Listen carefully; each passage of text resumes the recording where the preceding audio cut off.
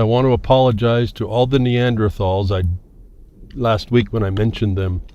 Hey, I didn't intend to insult your memory last week, equating you to IQ 80 minus cops. I do sincerely apologize.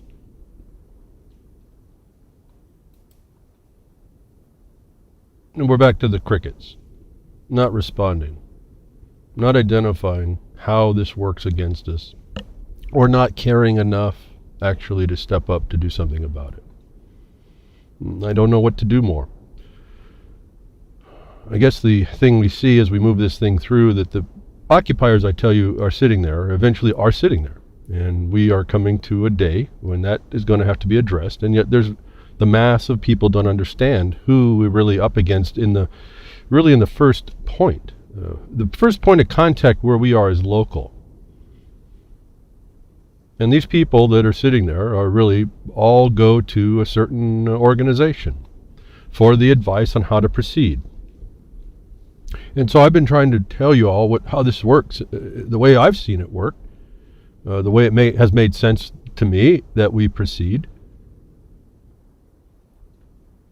And yet I don't see many people stepping up to practice that. And I know that if you don't, you won't have enough application in you. You won't be trained at all to do what you need to do, and it's going to be run down. You're just going to be run on down. For those of you on past casts, this will be BTWRLM173,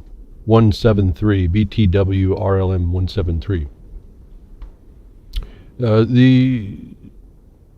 It's very apparent to me, and has been, that we are dealing with a bunch of criminals in government. They've overtaken that government that some people want to actually deny and want to try to change before they understood it.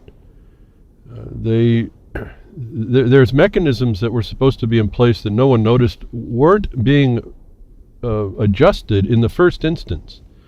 In other words, those inherent powers I'll talk to you about periodically within the branches, when those weren't being utilized inherently, and again, it doesn't have to be stated in any constitution about these inherent powers within an organization. They just exist. When we didn't notice, and I'm not saying that I did, the failure, I didn't see the failure, but I started to see it in the last, let's say, 2 decades. When we didn't see the government itself, the institutions and those in the oaths of office having the duty to do the inherent power, immediately implement their inherent power to check the other branches, we should have called out what's up. And we didn't. And then it went way worse than that. And to the point where these people, this one group that I can identify, and we have this is not my opinion, folks, believe me. When I say you have to do the research to find out what I'm talking about here, that I'm not talking from my opinion. They've admitted to us that this is the fact. We've identified the failure, we identified the occupier, we identified the usurpation, we called it out, they didn't respond. And this is their answer. They don't respond, they're just criminals. These people that we're talking about are just criminals. And I say these people, I can identify a couple of entities that real people are membership of, that have made decisions, whether they knew or not what's going on. And we funneled it down to where actually the funnel guides us to a few legal entities. In other words, all we're looking at is these legalisms, these corporate associations that are running our life. That we're crickets against when the first usurpations, and now I'm talking way long before any of us, absolutely I don't care how old you think he is listening to me, or how long standing you think your memory is, we weren't around. And there was usurpation set in place and methods of usurpation set in place that were transparent to everybody. That's why, again, we keep going on transparency, that we have not responded to. And we were required to do that. Again, it was up to us to keep those people out that would usurp our way of life. And you see, as we referenced before, the style of government that we are in, and it might be just a governance at this point, I'm not quite sure. It's really not organized government, is it? So it's a style of governance in a caucustocracy. The ruling of the worst. We've allowed the worst into the seats of decision. And we've been crickets against it. And that's our failure. And that's not my rule. Everyone wants to seem to give me a little bit of grief about wanting to, there's not much we can do, or I've already tried all that and all this other stuff. There's no excuse against this, actually. There really is no excuse. We were required. There's no excuse against what our obligations and duties were. That's if we had a society we wanted to keep. Now, it could be up to your all decision, because I only have my part. Maybe it's, as I've said, the property law that we were supposed to have, and the marker that tells us that we don't have that system, makes a distinction for each one of us. When we don't have that, and we don't have that law, we don't have remedy, and that's the whole situation. If you don't have remedy, you're just no different than the jungle would suspect upon you, and where we are at the crickets again, just the nature of it all, and how powerful is a cricket. Even a cricket shuts up its silence, its bliss, when confronted. Only that's a survival mode, instinctual, non-reaction, let's hide. That is not if you can keep it. If you can keep it's an action phrase, it's a demand.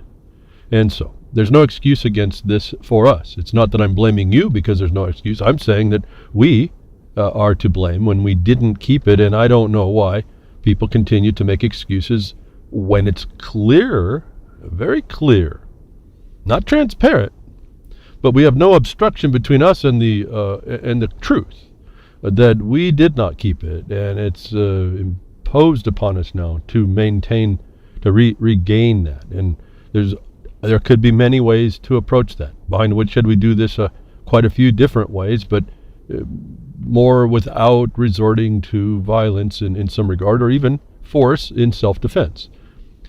There's, I think, a better way at this, and I think it's maybe a philosophical idea. Yeah, we should use that hemp rope and a tall, stiff oak, That would really resolve things. That's what they used to do. That they seem to have a lot less problems with these kinds of matters. That we've been so civilized now that we talk about it, but we don't resort to it. But I also feel philosophically, possibly, that we needed to grow out of that and do these things that where we maintained an integrity and a principle, and we impose that on those that were the wrongdoers. And we don't let them go silent, like they have in our lawsuit, to admit that they're usurpers and criminals. And they, in fact, have taken down the condition that we thought was different, and they did it so stealthily and so well over time. You're helpless against it until you kind of bow your neck a bit and say, though, I'm not going to let that deception I'm not going to even let that be an excuse. But so far we're crickets. I mean, in the numbers of people that we need, even though it's clearly visible who they are and what they're doing. And we're talking about, to make it less obscure, certainly the Bar Association, a defendant in our lawsuit in 2013, and the political parties. If you think I have any thought that anybody running in these political parties, and any of the voters even, that include, folks, you have to understand, when we get into this idea of seeing things a different way, you're probably going to come against most of your family. And I think most of you that have done this have seen this. It doesn't, because I have my views, it doesn't mean that any of my family share my views, and so I'm even, in large part, because the fact of its application, any of my family that's involved with the political parties are as much a felon. They don't know it. They won't accept that necessarily, but that's in fact the law applied. Do I judge them to be felons? Well, absolutely not. We are a big, confused people.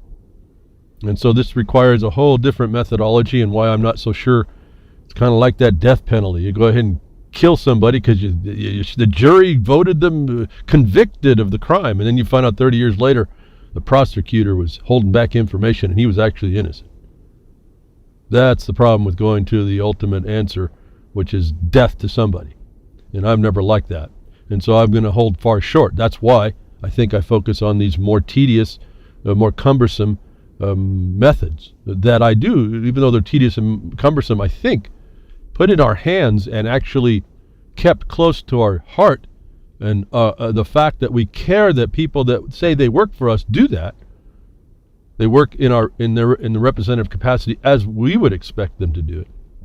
Keeping that a lot closer to action, I think, would be a lot better than what I'm seeing going on. And yet we're crickets.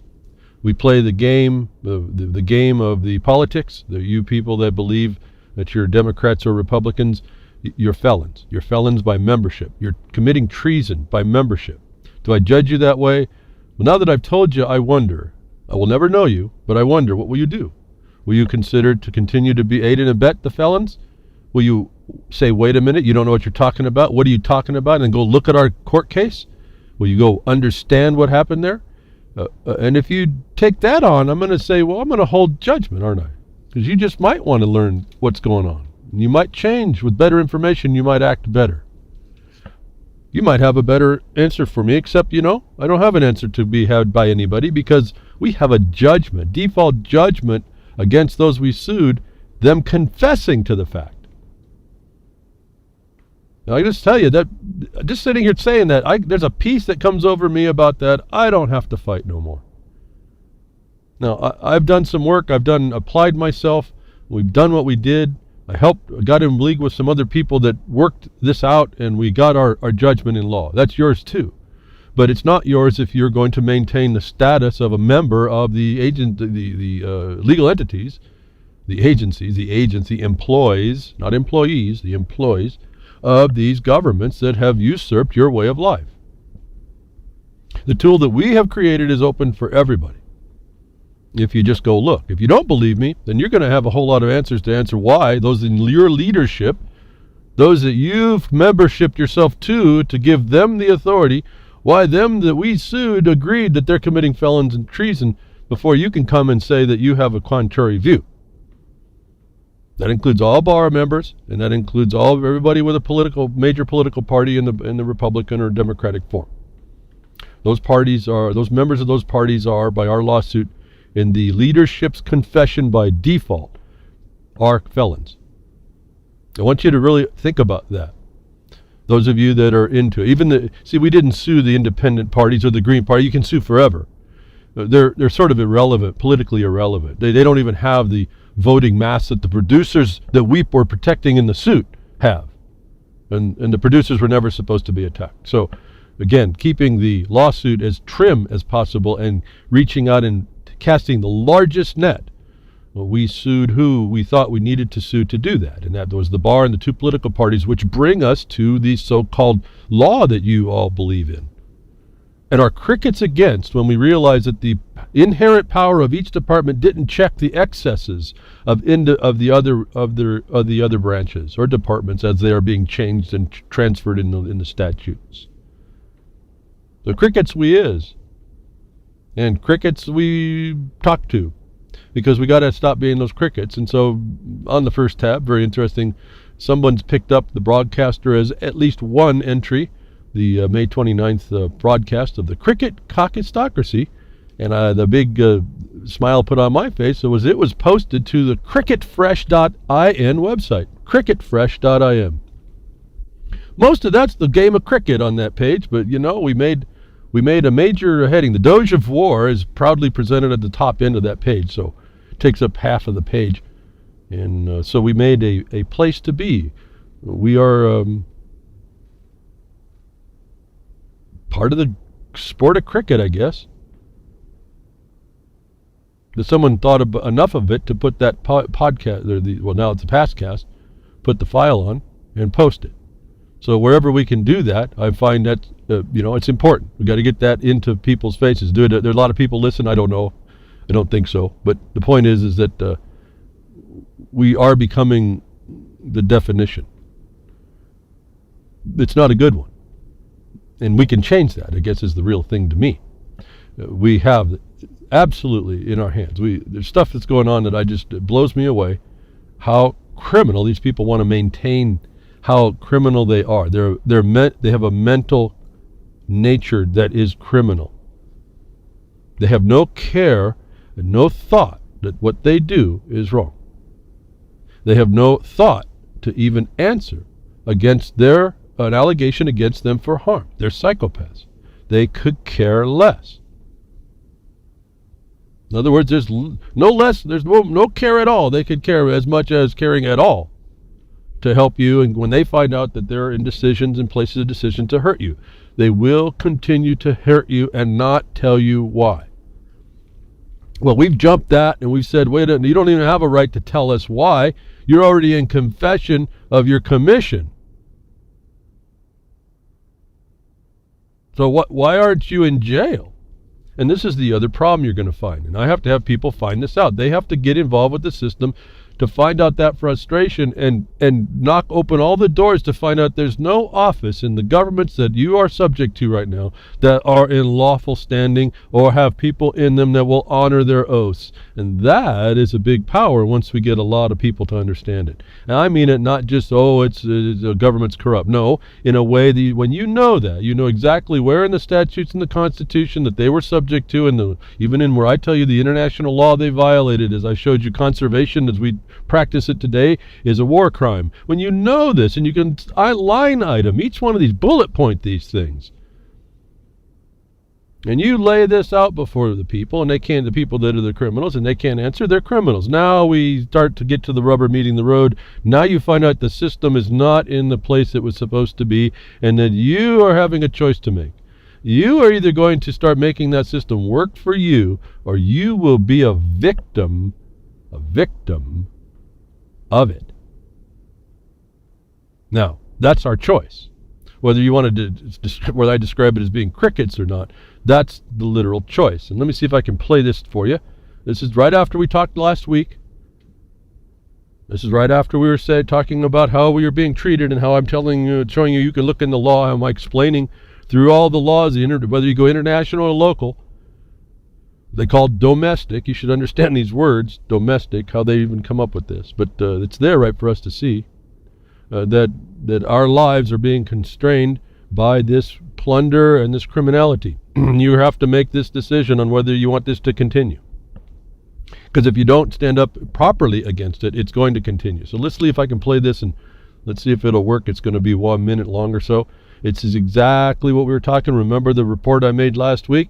This guy is very lucky to even have the car that he was in underneath the new ruling that you can be illegally stopped and have your stuff taken.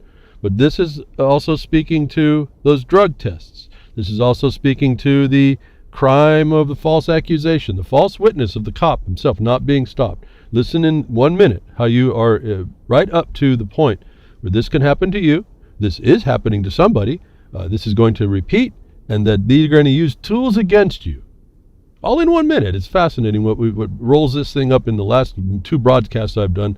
The proof of the reports that are going on, that this could be going on in you, and that we allowed it to hear, and we have something to stop.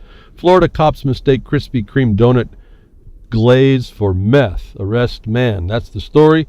But listen to what's going on in the story, and think about what I've talked to you in the last few weeks regarding who you're dealing with, what they're doing, how they're doing it, what they rely on, the evidence they'll allow, what the evidence the courts allow, and that every step of the way, none of these people in these different departments are checking to see, and they don't have a care to check that what they're doing is proper. And I've told you before, if there's evidence of people in jail for 30 years and 35 and 40 years, whatever now they are up to, that they were innocent men in jail for murder, and how many misdemeanors are going by that never see the light of day, or how many felonies that go through that are never checked for their prosecution, that this, at the level of a traffic stop, is the totality and definition of your experience with this system that should have never been here. Let's play it in a minute. Hopefully it'll go through. Let me know maybe if I can get over to the blog, the chat room at RLM. You can tell me. Here we go. It's a terrible feeling to go to jail and you haven't done anything. Tonight, Eyewitness News talked to Dan Rushing about his drug arrest last December in Paramore. Orange County court records show Rushing was arrested for possession of meth, but the case was dropped a month later after FDLE tested what turned out to be icing from a donut. I just don't want this to happen to somebody else. We obtained the incident report. It shows officers were called to a 7-Eleven off Colonial Boulevard in Orlando for possible drug activity. Police say Rushing was pulled over after leaving the store for failing to stop at a stop sign, then going 42 and a 30. Rushing says he gave officers permission to search his car. They said, yeah, we found what we thought was crack cocaine in the beginning, but now we think it's methamphetamines. The report shows an 11-year veteran officer found what was believed to be drugs. The report goes on to show what we now know was icing was tested twice. The results showed meth. Every other Wednesday, I stop at Krispy Kreme and get a donut there, and they found four little flakes of the icing. We then asked police, how often does a false positive happen? A spokesperson told us, quote, there is no mechanism in place for easily tracking the number of or results of field drug testing. So what'd you hear all in there, folks? This guy, he should have got a ticket for not being a sanitary eater, I guess. He's got crumbs on the rug. He didn't clean up his car. He should have got it for that too. Did you hear there at the very end that they don't know, they don't have any mechanism in place to find out whether these tests that were 100% wrong, what effect they have in the system of just us for profit? They don't want to check that these tests, what we talked about last week, that we can show that 60% were wrong in the Colorado THC false report by the sheriff's office, I would have to tell you, are these kits, these tests are invalid, and the government has never looks to check. The judges don't care. The tests are accepted. And more judges do, and you have to then ask why. Well, it's because of the plunder and the control. There has to be. This guy is also gotten for some speeding. Notice he didn't get cited for the speeding. I guess they're all looking for that big kill on the drug war, right? Those little crumbs, even if they were something, folks, it doesn't mean it was his that put there, but even if they were, look at what they did over these crumbs. For what? The other story says if this guy would have been if he would have been abducted like this in another state, they could have taken that car and kept it because he has no remedy. And what did I tell you about that proof? That's another proof that you don't live in your law of the land. There's a place, no law in the land. I told you extradition, when they went extrajudicial at the federal, that was the declaration of war on you. Here's a report. It's a funny little story for some of us. Krispy Kreme mistaken for meth with an IQ 80 minus cop. Can't quite get it, but their tests proved that the guy was guilty, wasn't it? And yet they don't have a statement about why. And that they would check now. Like at least the Colorado group sheriffs did. Oh, we're going to send these in and get an answer why. Well, are you? No, this is what they do. This was a serious story in my mind, exposing some very serious intrusions. Yeah, they'll use any excuse, and then they'll keep pushing it. And this guy he's crickets, folks.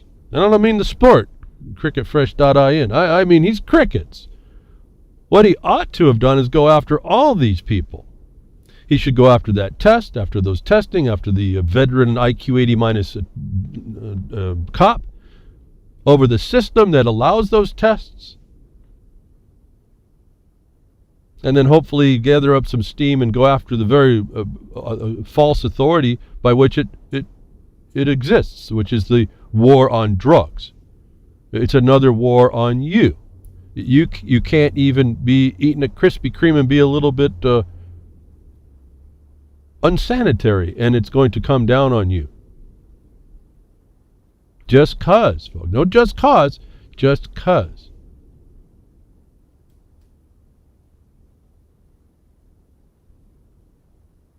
And so we looked around for methods about why. And I can predict to you why. The prediction is that these occupying forces aren't doing law. They don't care about you. They're not peaceful. They're not peace officers. I mean, I've heard all the people talk about the definitions. Yeah, to me, that's just that's old news to me. We're working on now. I'm at the point of almost 3 steps beyond those definitions for sure on what does it mean and how do we respond to that now. Not just whining about, they're just police officers, not peace officers. Okay, right. That's right. Now what? Now what are you going to do? Where are you at now? Let's move here, folks. Let's get to where we're taking action.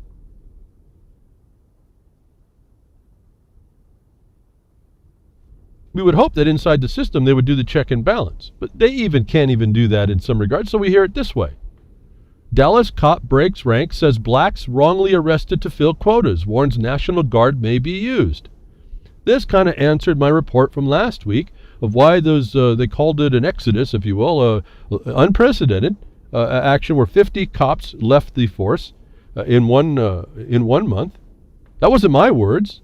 That was their words. So I guess some criticism, well, that's nothing compared to a force of, so many thousand. Well, wasn't my words. It was unprecedented that many cops went in 1 week. Well, now, and I said, well, is it them rats running from the ship? Well, maybe not. This Dallas cop breaks ranks and says the blacks are wrongly arrested to fill quotas. How many times are we hearing that now, folks? What's the quotas do? It keeps control of the populace, and it brings what? Funds into the system, doesn't it? And why? It's predicted underneath the Lieber Code that they would do that to do what? To secure and to fund the occupying force in a way that doesn't destroy the population, which is what the Romans figured out. But here's an additional, more ominous point, that the National Guard may be used. Where does that come from, folks? Except that these cops, this might be a decent cop who realizes it's gone beyond him. He's popped out and said it. He's kind of a whistleblower. The other ones just moved. They just said, I'm not gonna challenge this. Got too much into my job. I don't know what to do. Still want to be a cop. I can be a cop better in a smaller place, and I can be the cop I want to be without all this corruption. Following the murders of 5 officers in Dallas, the media and the public alike lamented that the attack had ironically been perpetrated against one of the most progressive police departments in the nation, thanks to Chief David Brown at the helm, but a current Dallas officer who has now come forward with the allegations much to the contrary. Now, so the word progressive in there tells me all I needed to know, which means that your populace doesn't know what progressive actually means. It's progressively more military is what they haven't figured out. And so this guy, to the contrary, is really just saying the fact of what I've been saying, that this is something else. People don't understand what they're looking at. The military consequence is transparent. This government is transparent. It is functioning under transparency. You don't see it. Now, so this officer goes and explains that this is all in quotas, that blacks in this case are being wrongfully pitted. It goes on and on. I could read it again. I don't know why. You'll see the blogcaster. You read it. I want you to see the black and white.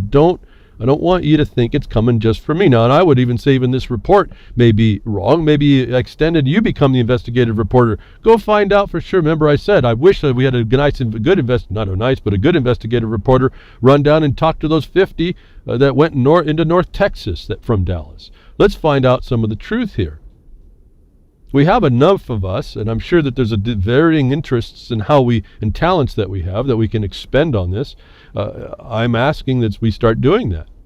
We have to have an independent thing that's, as I say for the broadcast tags and Twitter, beyond media. I'm not trusting really any of it anymore. We have to start having people that we absolutely trust, that saw it ourselves and then can get us to the facts and show us documentation so we know and we don't make these wrong decisions. At some level, I'm talking here in conjecture all the time. Well, except to the stuff that I do that I can see for fact, then I can tell you. Which I can't tell you most of it because that's our ongoing battle, and I don't like strategies and tactics and facts that we do that we're using out. Otherwise, I could tell you some stuff right now that just happened.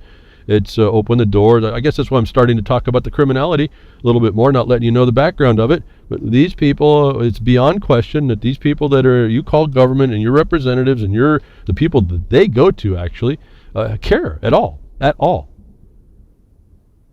Or even have an answer for you. They've learned, see, this is the other thing that's fascinating. When you understand your subject matter as well as you need to, they become the crickets in face of an obligation to talk to you. So there's a felony right there when they didn't. And so the ball starts rolling in the right direction when you start engaging in the correct way with the proper information. That if we could find out, not just that the quotas are understandable to me because it's a civil military service is what it is. To keep a civilian service is what it is, a civilian check that they have to fund for their security. so they can do bigger and badder things as they move along. And so we have another one that pops out, another cop that pops out that doesn't agree with what they said. But when you see the title of progressive, you realize that's exactly, he's not able to go as progressive as a military department wants to and will do that. You know, maybe he's seen enough of what happened to the Krispy Kreme crumb guy and doesn't really like that. His problem is it's all based in going after blacks. Well, I think this happens just generically. I have a more experience, more general, that all people are getting destroyed, and we're crickets to that. Well, not the ones I talk with. In fact, it's fascinating. The people I talk with that I help, they're the ones that I told you last time, a couple weeks ago, they're working. The guys that don't listen to what I say are not. But they're complaining about the guys working. It's fascinating what we do to ourselves. We're complaining. Those that don't have or don't want to have or choose to listen to authority are the ones that are claiming to be hurt and blaming someone who doesn't believe authority and is not being hurt in that they would be able to utilize their property the way the law says so. Where did we go as a people, folks, that we don't even care about ourselves? And this is just a reflection that the military consequence takes advantage of. So we're seeing more about quotas. We're seeing just the truth about it. I just tell you, put it in a place. It's not just a quota. There's a reason why it's there. And there's a reason why they get away with it, or they think they can get away with it. And I'm telling you, this advice comes from very so-called high. It's actually the deepest of the abyss is what it's coming out of the stinking abyss. Don't ever forget that. This is not high-level law. This is a low-level criminality. Organized crime at the most organized level. To the universally as well. It's across this globe. And we're crickets. I just don't know what to say. We're crickets. We were not needed to be. We were not allowed to make an excuse to that because they don't accept an excuse. Every time they have an excuse, or they hear an excuse, they laugh at you. They laugh at you. You're the biggest joke to them and prove their elite nature, and I call it elite, evil light. And those are the ones that are laughing at you when you accept their authority and don't challenge them. And there's lots of people that may say, well, I don't care, and it just doesn't matter what they think. Well, I'm telling you in this regard, it does matter. Because the subject matter that we're talking about is an obligation and duty on each one of us. So when they're laughing at us, that's not a good thing. Obama backs off plan to demilitarize the police after meeting with lobbyists.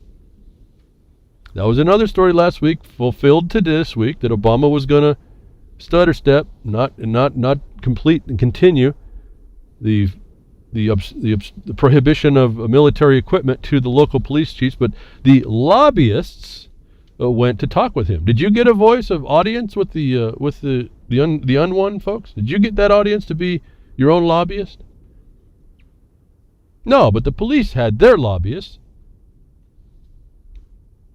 And they convinced the unqualified, the commander-in-chief in this regard, and I know there's lots of names we can put in the front of that, the assassin-in-chief, the destroyer-in-chief, whatever you want. He's the commander-in-chief for my purposes because that's the commander for the military, and the lobbyists for the police were in his office to say, don't take away our military toys. And he said, okay. Why? He's the commander-in-chief, and he's got a military to protect. Police militarization has been a hot button. Listen, it's been a hot button because a lot of people stood up. Now, they did it overtly out and rioted, and they were burning the cities down, which is a way to communicate, but I don't think it's a continuing way. I think maybe that's a way to start the fire, and maybe you should move it into the seats of the government, seats of decision, and do it. Thousands of people doing it that way, I still say, is much better than burning someone, innocent man or woman's business down to make a point. But that was what got their attention. So in that regard, okay, I'm not going to agree to it, but that's what got their attention. That got them to say, we're going to appease the chaos, and we're going to say, okay, we're not going we're not going to give them more military toys. And we'll think about pulling them back. Well, a year later, it cools down.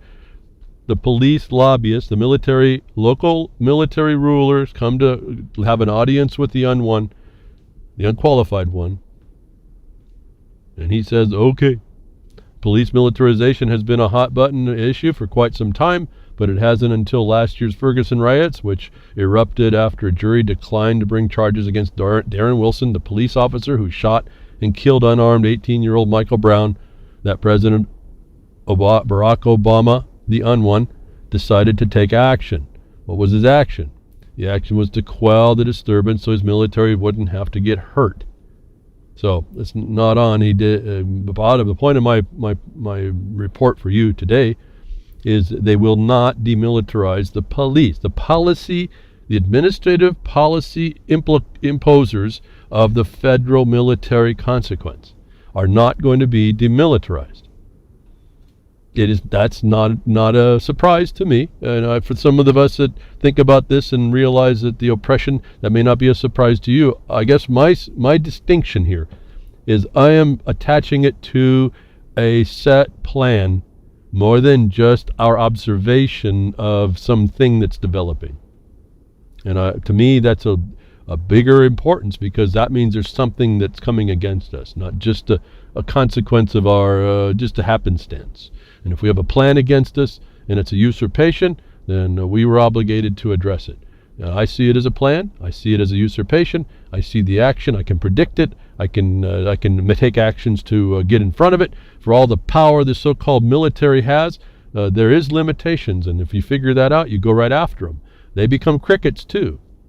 But the rubber starts to meet the road. What do you start doing when you realize your government, your complete, and there's not 100%. There's a 0.001 people in office that are really good, and I know a couple of them, and I know when they get in, one officer, like one commissioner in a county, and the law is a majority, folks. And we're seeing it over and over. We had another success behind the scenes. I won't talk to you more about it. Just fantastic things going on behind the scenes. When one officer who knows the law is in and brings the law, that officer and the law can defeat the control structure, the pressure, the ignorance of the law, and the actors that are implementing it. Shuts them down. One seated decision and the law is a majority. I want you to think about how easy that is, actually, in consequence of what, like William Roberts would say, get in local, become vocal local. Become vocal local sounds like, start protesting and bring your signboards. No, there's a different, yes, get vocal local, but you do it in a seat of decision. You figure out a way to get into the seat of decision or to influence the seat of decision, and that's what the other side's doing. But you do it with the law. That way there's no defense against your actions. And there's every offense against someone who tries to offend the law. It's with the law. And it takes a little bit of rethought to figure out what that really is, the way it was supposed to be. But once you start to see it the way it's supposed to be, the ship in your mind, the ship of state in your mind rights itself. And everybody now goes to the bottom, don't they?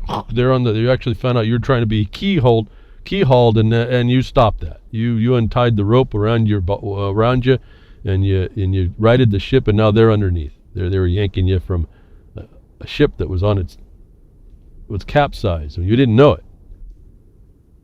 Thought that was all your world, was the bottom end of a ship, but wow, there was a whole ship underneath you that needed to be righted, and these people were just the barnacles on it, causing you grief. So you get out, you right the ship as one official that has the power of the law behind you, and you stick really close to that. You don't go off one toe, because the sharks in that water will chew that toe off. They'll chew everything off that comes off that bright line that we call the law. They'll chew everything off that surfboard. Your whole world is the law is a surfboard, surfing a tsunami with a shark coming after you. Anything you stick off that board gets chomped. I try to come up with anecdotes of these ideas, even as wild as they might sound, to give you an idea how narrow is the path, and yet how powerful it is. The narrow path will still get you to your destination. And yet that narrow path is the entirety of how your society functions correctly.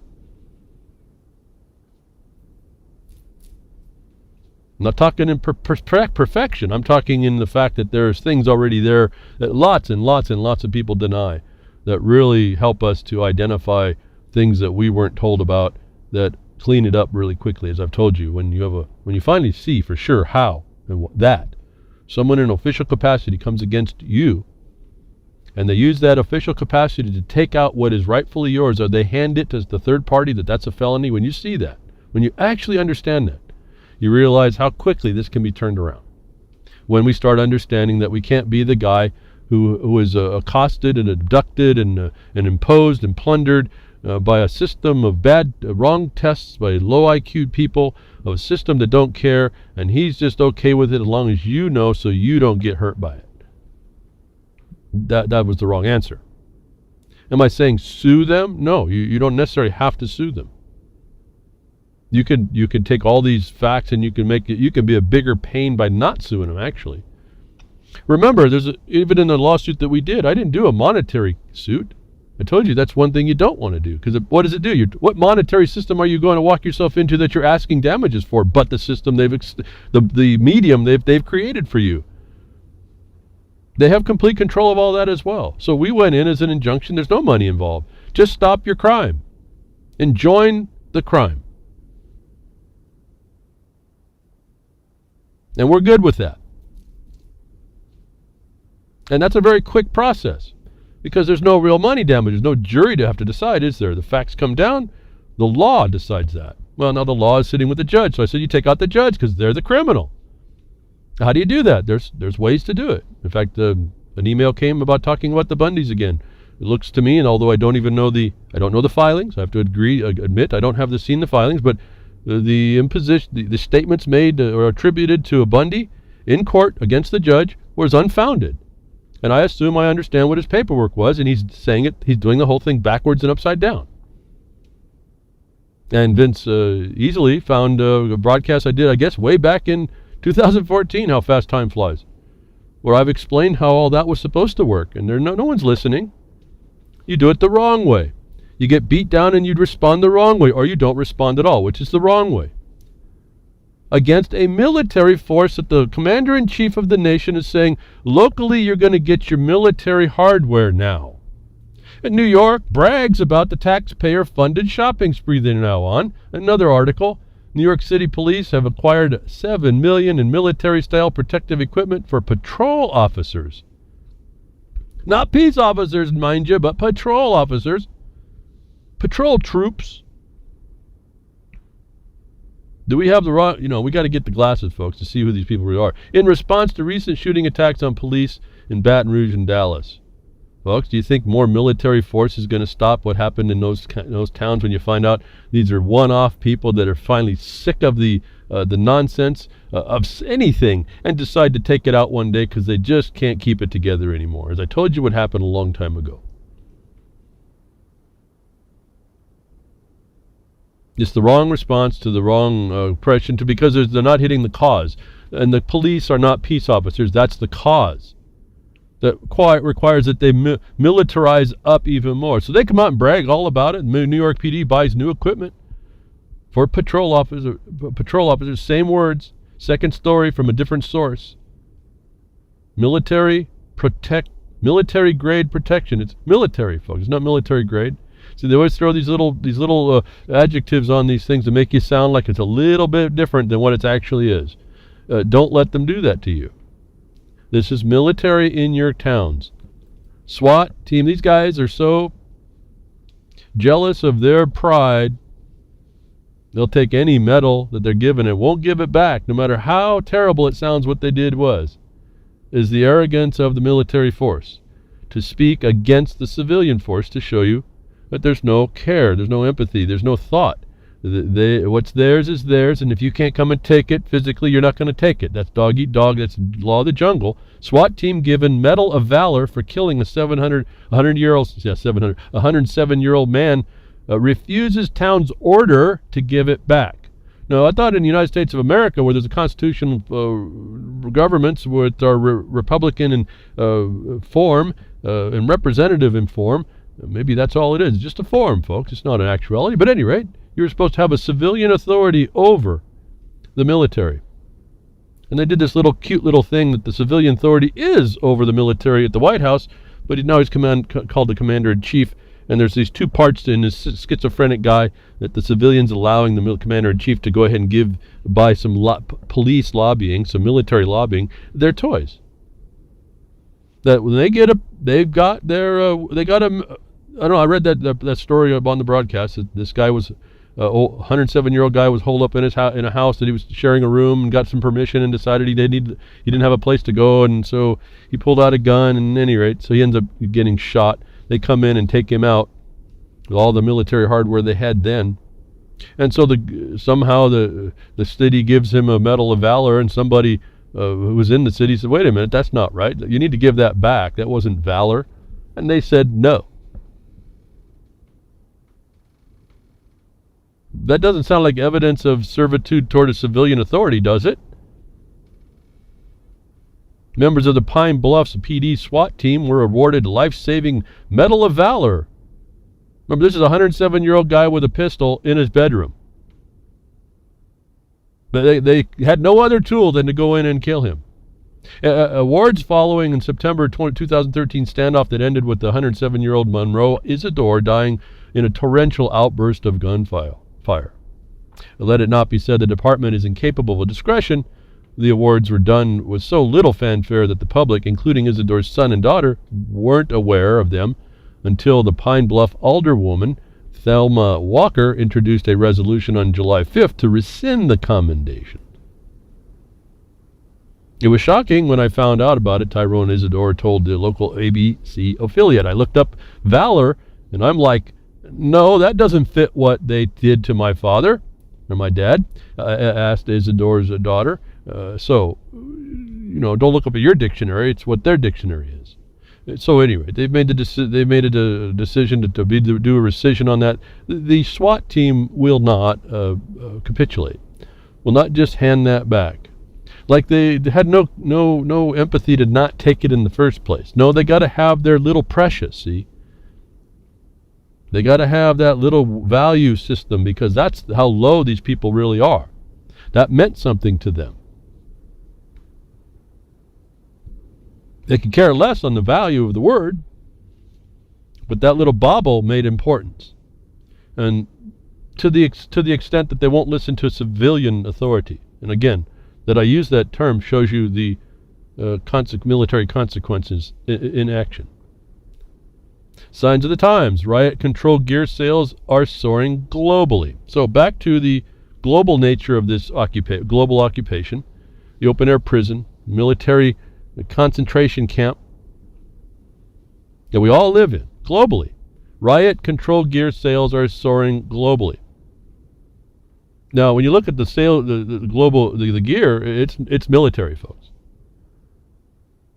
So it's not just Ferguson. It's not just certain spots. It's globally this military control, enforcing other things, is global. I want you to understand the scope of this. When you start, you can't fight this at a global level. You can only fight it locally. It's everywhere.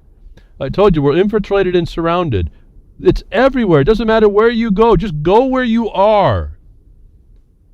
Understand you're in a military battlefield, and you better assess your enemy, and you better assess the battlefield before you take action, but take action. I'm just thinking about it as I sit here, right? Pausing for you. I'm not pausing for you. I'm thinking. My mind all of a sudden said, we've been doing that for 10 years now. We're getting right in their face, and there's nothing they can do against us except for they have to become the overt criminal to do anything against us. Now, I can't stop that, but it doesn't stop me from jumping in their face a proper way. We've never had to use the Second Amendment to do so. These people are really just individually, they're criminals each. They are part of a bigger thing, but individually they can be addressed.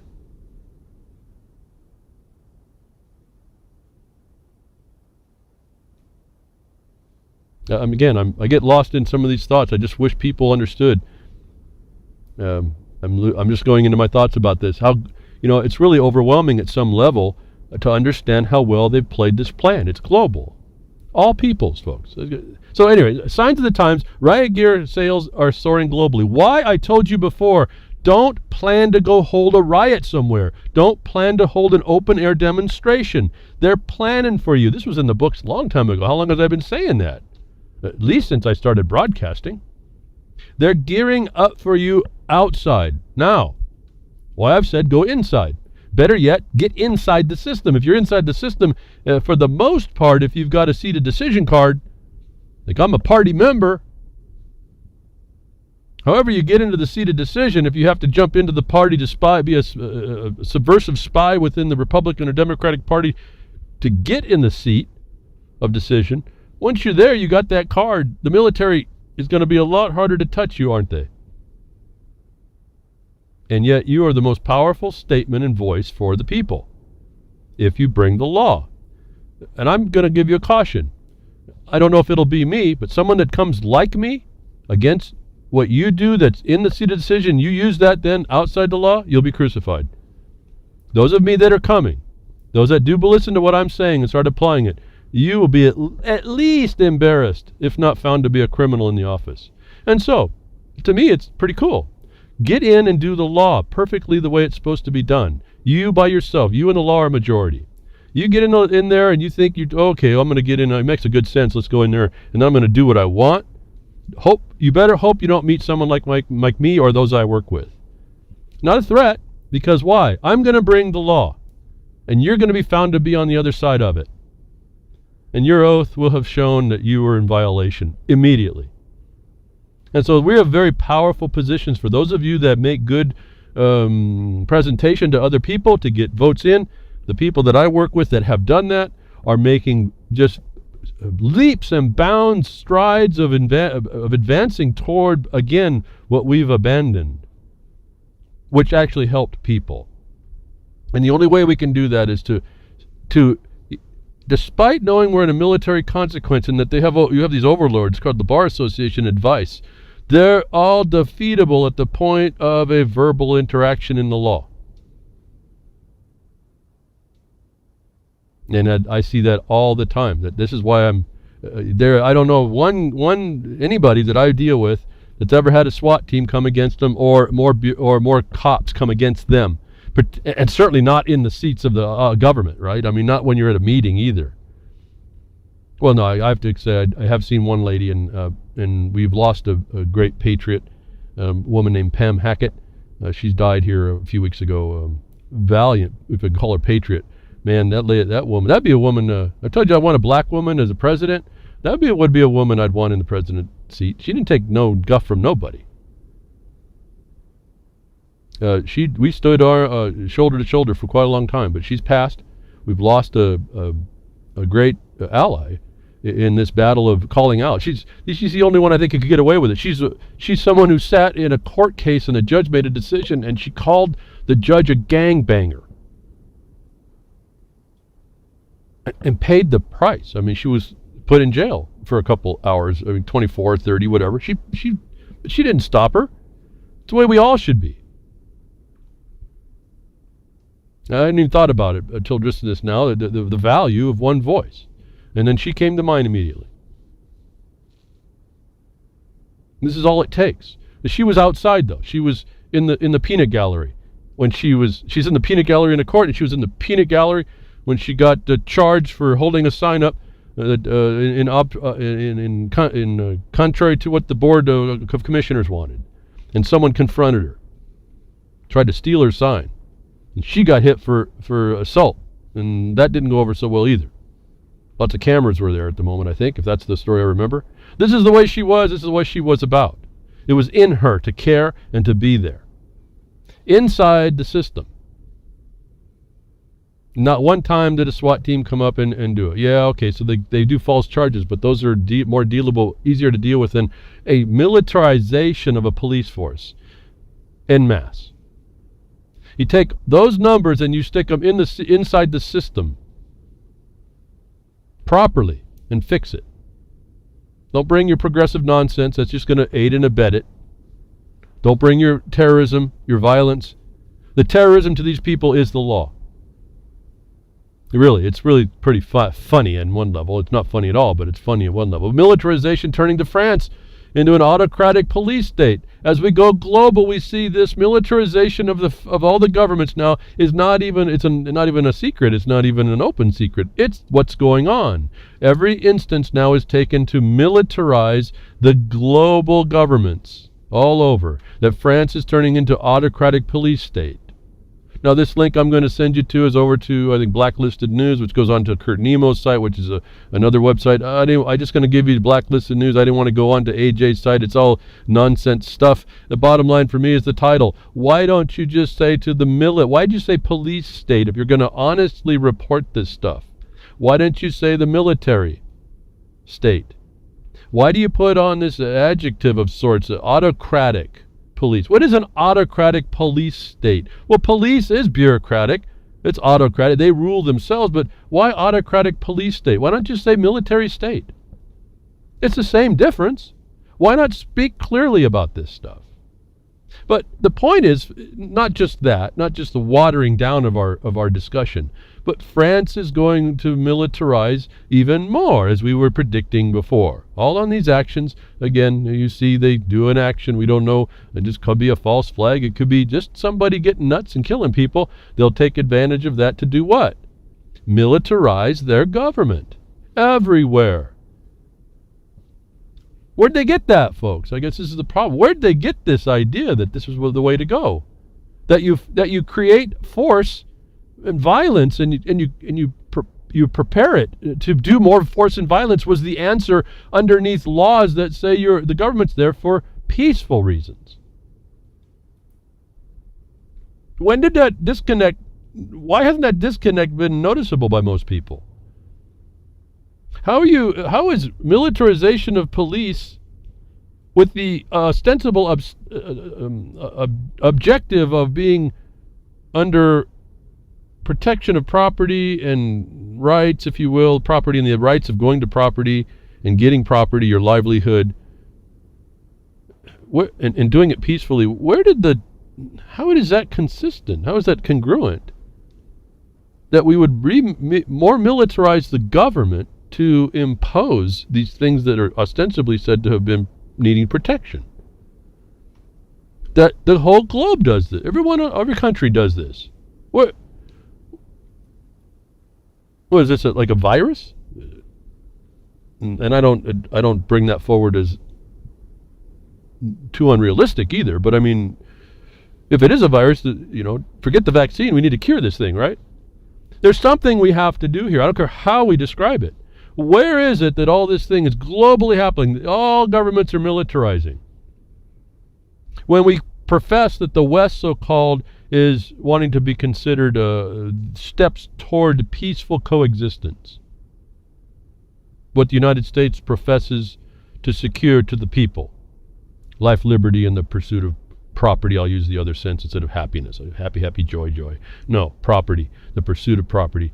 That's livelihood, that's life, that's decisions that's not regulated. They're supposed to secure that to you. How do they do that and then bring in the militarization of not a peace force, but a police force? And as I've told you, isn't that an admission that they failed their primary duty and obligation to keep that from happening internally? Again, given that the police lobbyists went to the federal government to get these militaries, says that they've turned their attention inward. Another Battlefield America proof. They didn't keep it outward. And when they didn't keep it outward, and they required now that we militarize the police, that is prima facie evidence of a dereliction in the office of the federal governments. I say governments. Which one, folks? Certainly not the constitutional one.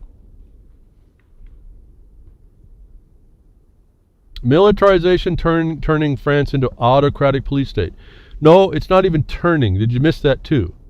They are a military state. They're not turning into an autocratic police state. They are a military consequence, the police of which are the tool to keep administering the military consequence to some level underneath the perception of the people. That is, by definition, what you can read in the Lieber Code for occupying force everywhere it's under martial law. Again, doesn't have to be proclaimed. You know them by who they is. So why you water down autocratic police state to not say, listen, you're an occupied nation or a conquered nation, one or the other. What are you going to choose? That's your choice. If you're conquered, then I don't know what the people who talk about rights is talking about. People who do nothing, I don't know what you're talking about. To even have an idea there's a freedom or there's a thing to do or there's anything to do. And if you think that there's an oppression that needs to be stopped, then there's going to take a whole lot more than talking to stop it. I think, I'm not even knowing how trained are we to overcome that problem anyway. Lincoln pretty well solved all this for us. That's, I guess, my sight. If the southern states would have won, we may not be talking like this right now. Well, we may have been more responsible to keeping certain things. We may not even be the nation that we were, but at some point I think we would have come back because of the unity would have helped to protect us against the other occupiers that are out that want to take up more. Just the historic dog-eat-dog. The international law was supposed to kind of give everybody a remedy for that, but that's just an agreement amongst nations who are able to defend themselves by the rest of the group. Because ultimately we found out the biggest bully was able to say we're going to go extrajudicial, and so everybody who's not judiciously able to protect themselves, judiciously able to protect themselves, I should say, is going to be one of our victims. And you see that playing out. Until someone steps up and says no, and has the ability to stop it. But it's all on a military level. There's no law working at any of this. As we move into, again, we're in France, international, global military. Militaries are speaking no matter where you go.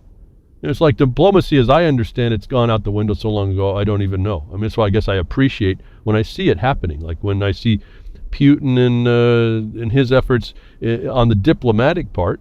I don't know about his outcome part, but his diplomatic sense, how they execute what they do is brilliant. How inept that we've become in doing it, the United States, I should say, the United States, how inept the United States appears to be doing it is just a big embarrassment.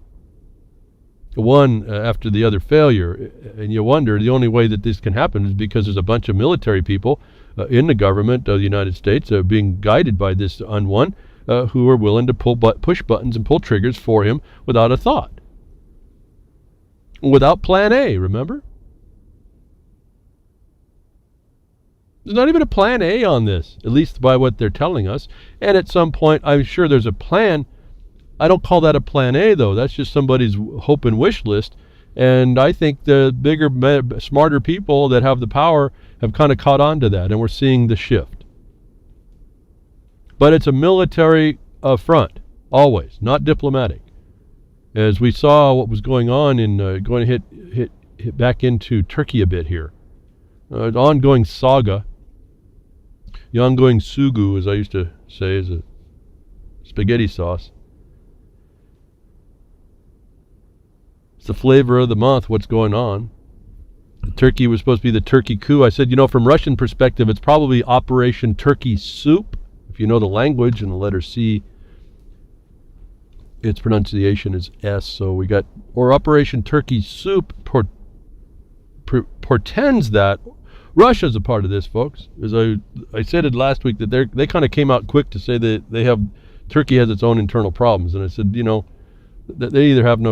probably have no clue. But the more I'm looking at the evidence, everything I'm looking at, as likely as anybody may try to prove to you that the CIA and Gulen did it, I'm now becoming more and more the thought and the evidence is as reasonably and likely that this is not even Turkey's game. That I thought he was. Remember I said Turkey. This Erdogan guy was brilliant.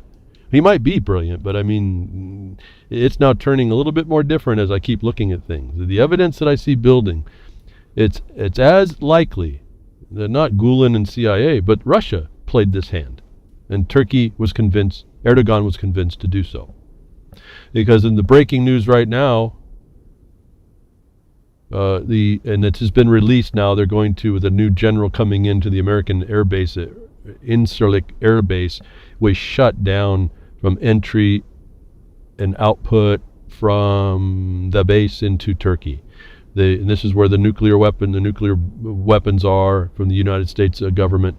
That Erdogan shut down access to that base into the country, because they then brought up the idea, and this was brought up as an idea through that same little startup news group called Newsbud, that this was the coup, what I call now the Turkey Soup, Operation Turkey Soup, was like a pre-coup, and that there was going to be a second one. So interestingly, upon that suggestion, where did that suggestion come from, folks? I mean, I got real questions about all these news people, but at any rate, underneath this ban was this idea that there was going to be that there was a second coup going on. What was interesting, if you got to look very carefully at who's bringing out the information. Most all this information is generated by the Turkish government. Most all of it. Reflections of what's going on I gathered from the Twitter line as I posted. It's now news for all the world to see how I came to my conclusions that there was something a lot different going on. From the people that were looking at there and having an insight that I don't have, and just taking that and moving, it showed me that there was something else going on. That I told you that this guy Erdogan is either the luckiest fool and politician we've ever known in the history of the world, or he's a genius. Or, and I'm going to add, or he's listening to geniuses. And so you look at who's going to, who benefits. Well, I told you Erdogan on the initial side, Erdogan can't lose in this. There's no aspect of this so-called coup. I can't even recall it a coup. The coup, in my mind, is what Erdogan did to bolster his position and give him the ability to pivot to a new alliance that his political senses tell him is much more conducive to what Turkey needs to be than it has been. That the Incirlik base is shut down, at least shut out, and that interferes with the is action on the United States. Benefits who? Certainly benefits, from the excuse that Erdogan gives us, it benefits Erdogan, but it also benefits the Russians. Now, this has been lifted. This closure of the Incirlik base has now been, the recent news is it's been lifted as a United States general is showing up to look at the place. So there's an interest. There's a problem. Notwithstanding the fact that all these nukes are sitting over there. What is that? But I'm not going to get off. That's up for us. We can have that discussion. It's all philosophical because the reality is they're there. There's now a concern about them. There's a pivot going on, and I'm not so sure that Erdogan's that much of a genius that he was persuaded to do different and by better reasoning, and you're watching that happen right now. And this is actually maybe more, in my mind, as likely, again, conjecture behind the woodshed, as likely a Russian move. And this is brilliant. It's absolutely, at that level, maybe I'm making up brilliance for people, but this is just, I've seen it play out in other places that there's brilliant people in the world that do this stuff. It just confounds me that I can still realize their brilliance and their action. And so I'm going to go with that ignorance, if you will. That this is as likely a Russian Operation Turkey Soup. Again, look at that. Turkey soup. What's in a turkey soup? Well, turkey's going to be in a turkey soup. There might be some turkeys, too. And we see the benefit now. They're now putting pressure on this Incirlik base, and I don't know where it's going to go quite yet, but isn't that overnight almost an interesting problem posed to the United States government and its positioning in there, the failure of its abilities to do operations of which benefit Russia. We see lots of other agreements coming down in Russia. We just saw a new energy agreement go to Iran and Russia. Turkey has their own. It looks like maybe that South Stream is going to be reopened back up. We saw the action in here. It's just, you can just see this playing out. If I can just look at it this way and kind of go with my with what I see as likely as Erdogan and Gulen operations did it, that Russia planned this out, that you would have all their intelligence to bear as well as the state's intelligence to bear. And we saw this roll out really, really quick about these so-called purges. 20,000 as Europe voices a concern. A coup was staged with prepared lists, was a story of a while back. That's now way up to like 200,000 people. They also have a number of the teachers, the universities, academia, all being so-called purged by lists. Where'd those lists come from? And so the amount of intelligence here, and prepared intelligence, is massive. That's executed immediately. It's kind of like our, the Patriot Act. How quickly did that come out? Like a week. It was just like an Obama scare document, but done in a week. How'd that happen if it wasn't already planned, right? So this is how this is starting to roll out in my mind, how this works out. But maybe it was Erdogan who planned it, but I see it as likely, as all the media claiming that, focusing us on Gulen and the CIA, it's as likely that Russia is really the mind behind this implementation. U.S. general denies involvement in Turkey coup attempt. Well, I don't think it was an attempt. If there was a coup, it's Erdogan's or Russia's, folks, in centralizing power in Erdogan. He's even now he's restructuring how the government sets up and who the military, he's destroying some of the military groups. He's then reorganizing who they speak to, and he's going to be in control. Boy, if there was a little Russian guy on his advisor on his shoulder, talking to him, they can sweet talk him into doing all that, couldn't they? Makes more sense than having these lists that they just start purging. Journalists and everybody now are going to jail, with the attendant knowledge that torture's not beyond the pale here in this world of a military consequence. Understand what's going on. Even if these people are not guilty, they're going to suffer here because of this action. But don't look at that part more than what that action does. They're willing to lose some people if it means keeping control. But the United States general denies involvement in the Turkey coup. Everyone would say, oh, well, that's just denial. Well, that might be. Maybe it is just a denial and they still had their hands in it. But it's as likely that he can deny. They had no involvement in the Turkey coup attempt. Now, they may have had plans in the future that everyone was saying was coming, that all these news people were saying was on the horizon, but not this one, not Operation Turkey Soup. They had no clue, as I told you. They deny involvement.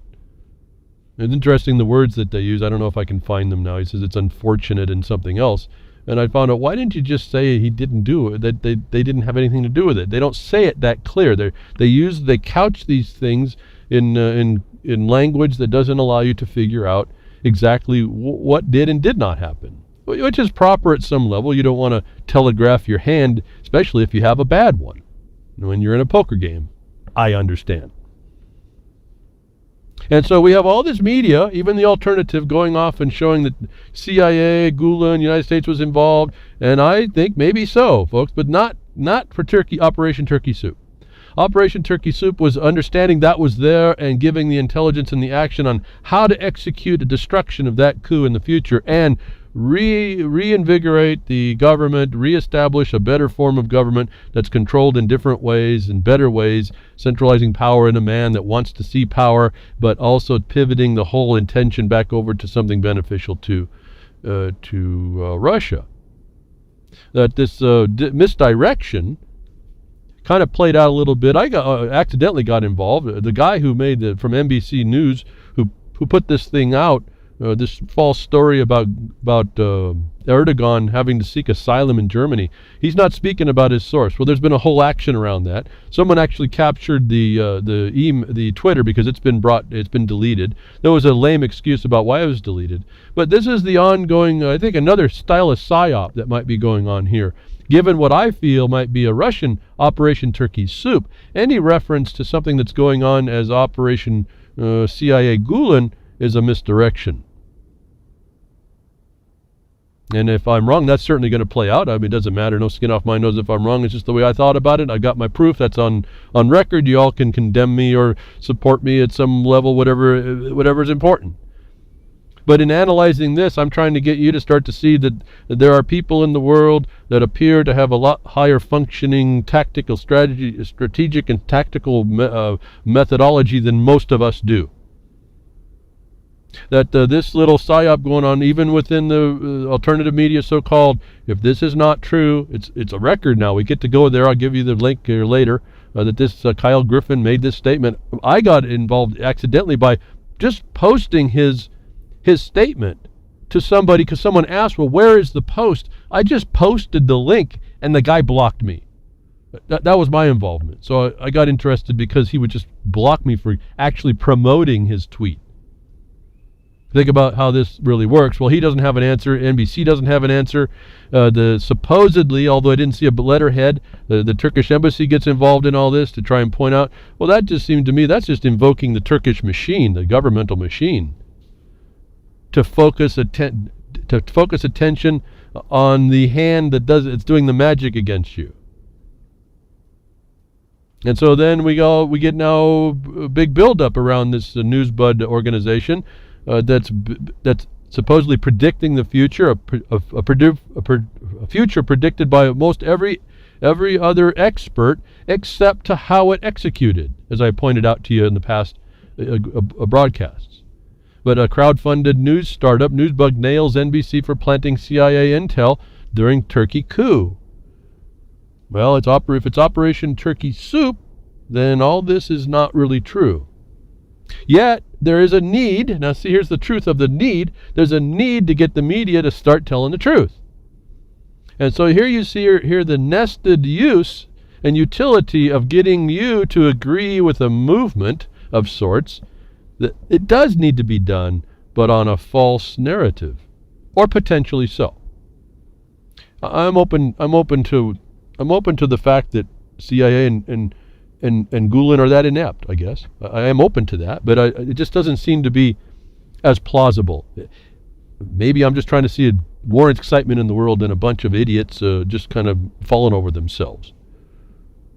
However, I'd rather work that way and really honor the people that may actually have this genius in them and not disregard that because that could hurt you than to pop up the actual ignorance and buffoonery, because that just hurts you.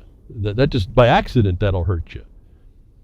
Anyway, Texas shifts toward Russia and grand chessboard was a story just came out here a day or two, kind of going along with not what I'm saying, but my general, and I'm on record of this before it even got there. I wasn't saying what I was saying because the media was saying that this was an Erdogan plan. I'm now actually moving to say maybe this was a Russian operation. And then you see this story, Turkey's shift toward Russia and the grand chessboard was exactly what started to come to my mind early on. And you see the pivot. The United States is not the only one that pivoted to Asia. It looks like Turkey's pivoting to Asia, but in a whole other definite way that is certainly not conducive to NATO, the United States, Europe, the European Union, although Russia can tie the European Union to Russia by its supply. So don't ever forget that. There's no loss here. This is repositioning. Interesting story, though. The title kind of caught me. Someone else is seeing this shift of Turkey to Russia, not because of the way I've done, or looking at this through the whatever analysis I can say I've done here, but because of the recent discussions between Erdogan and Putin to change all these things around that looked like they were dead. All these energy policies, these trade policies, the money financial policies are shifting. Again, I told you one of the indications that something happened was his Erdogan's apology about the jet being shot down when he said that wasn't going to happen, right? So there's a pivot going on, a big shift going on, but I think we're seeing who is being favored right now. Erdogan can't lose in all this. I think he was shown that, but he was shown that not because of maybe not necessarily he was the planning genius. He may be the genius to be able to implement it. You see he's deftly applying whoever had the plan, deftly applying it to now cause this shift. which benefits Russia as well. I don't know of any downside either to Russia in this gameplay. Looked at it from a gameplay position. It's pretty brilliant if you look at it that way. There's a bunch of buffoons, and folks, here's the other problem. I told you, buffoons will hurt you. If the United States and NATO and all these people are this bad, and CIA and NSA and FBI, this is the reflection for us. They're dangerous, folks, if you haven't figured it out. On top of that, they've got a military consequence, and now you have nothing to defend yourself necessarily. Well, nothing. I'll just say nothing to defend yourself against it. If you listen to what I'm telling you and understand what I'm saying, and I may convey it better or not, I don't know. You aren't defenseless, but you're going to have a whole different attitude in your mind, a whole different thought, a whole different perspective, a whole different rationale, a whole different demeanor, actually. For as much as I don't have an emotion, I care immensely that we figure this out. I care immensely that we do it in a, if I can use the word anymore, if anybody really would understand the level that I'm saying, the honor of this. There's an honor about how we have to approach this and do it and accomplish.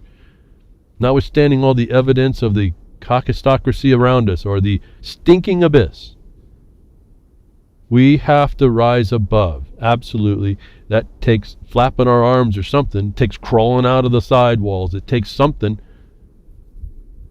It's a stinking abyss. I don't know if we have enough water in the world to fill it, to float ourselves out even. So we're going to have to come up with some answer, or else it consumes us, and it does it in the most vile sense. And I guess that's what bothers me too. I mean, it's just people are just not realizing that's what's coming on them. It's coming on them in ways and by methods that they are totally oblivious to. As much as I was telling you the Twitter and all that, I'm real hesitant on the Twitter. I really don't even know its purpose at some level. I'll Twitter some stuff out, not have no response. Okay, fine. Maybe people are not interested. I'm interested in these odd little things that no one's really responding to. Or, I see that. That's cool, but not enough to respond. But it's this function. I go, this is a big data. I already know that. And so I do not a lot of self-censorship, but I do some. I don't want to give every secret out to these people.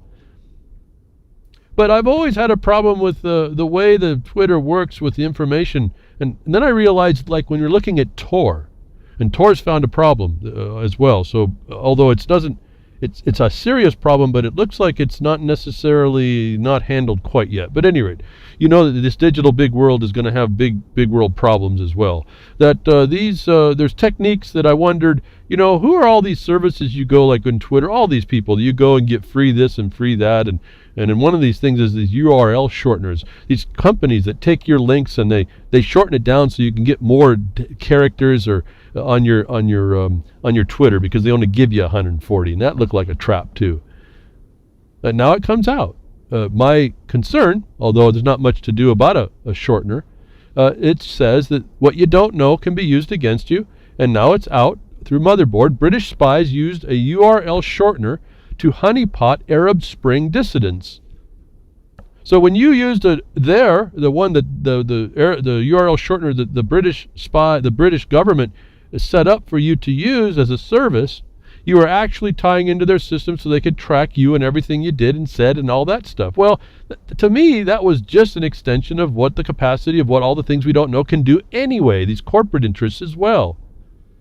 That when I was looking again at the Erdogan, what people call the Turkey coup attempt, how they came out and said the coup plotters was such a stupid term in my mind somehow, pointing to Erdogan doing it, right off the bat, that I just didn't have no information, that these kinds of terms come up, and you say, well, maybe the Turkey government is providing all this information, and for the most part they are. Look at all the sources of Turkey government, that this could have been coming out from the Twitter as well. They set up a thing, they give you a link, you take it, you start sending it around, they find out all who you are. And it's all going 100% into their server systems, into their computer systems. That they're utilizing these URLs. You don't know now with this proof. You don't know your URL, even your URL shorteners. Aren't they a surveillance tool? Wait, so here it is. British spies use the URL shorteners to honeypot Arab Spring dissidents. Again, it doesn't matter what your thoughts are. If someone on the other side has fabricated a belief that they don't like what you say, you are the dissident. You are the enemy combatant. And these are tools that they're using, that we use, that we are messing with, that they are using against us. That if you don't have a knowledge of that, one day you may very well be someone who says, knocking on the door, and they want to know about you. You want to know, how'd you find out? And they don't care about answering your question. They're going to go see what they can steal from you and how bad they can treat you.